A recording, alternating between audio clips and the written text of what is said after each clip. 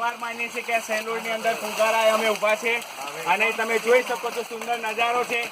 બાઇબલની અંદર પણ Simon Peter કે જ્યારે ઝાડ નાખી ત્યારે પરમેશ્વરના વચનને આધીન થયો ત્યારે પુષ્કળ માછલીઓ આવવા લાગી અને આ ઝાડ એ માછલીઓથી ભરાઈ ગઈ છે. તમે જોઈ શકો છો આ પ્રબોધપૂર્ણ એક નિશાની છે કે જેમ આ ઝાડ માછલીઓથી ભરાઈ ગઈ છે એમ મંડળી એ માણસોથી ભરાઈ જવાની.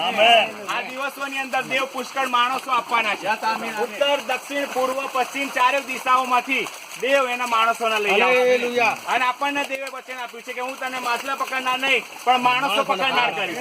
અને એટલા માટે ખરેખર દેવનો આભાર માનીએ છીએ. આ પૃથ્વી પર સૌથી શ્રેષ્ઠ કામ હોય તો એ નાશમાં જતા લોકોને બચાવવાનું કામ છે. આ પૃથ્વી પર સૌથી સારામાં સારું કામ હોય તો એક વ્યક્તિને પ્રભુમાં લાવવાનું કામ છે. અને એટલા માટે પરમેશ્વરનું વચન એમ કહે છે કે માણસ આખું જગત કમાય પણ એનો આત્મા નાશમાં જાય તેનો શું લાભ. અને એટલા માટે જે રીતે આ ઝાડ ભરાઈ ગઈ છે એમ મંડળી એ માણસોથી ભરપૂર થવાની. અને ઈસુ એમ કીધું કે મારી મંડળી હું બાંધીશ જેની સામે હાદેસી સત્તાનું જોર ચાલશે. હાલેલુયા. આપણે હાથો ઊંચા કરીએ. હાલેલુયા. આમેન.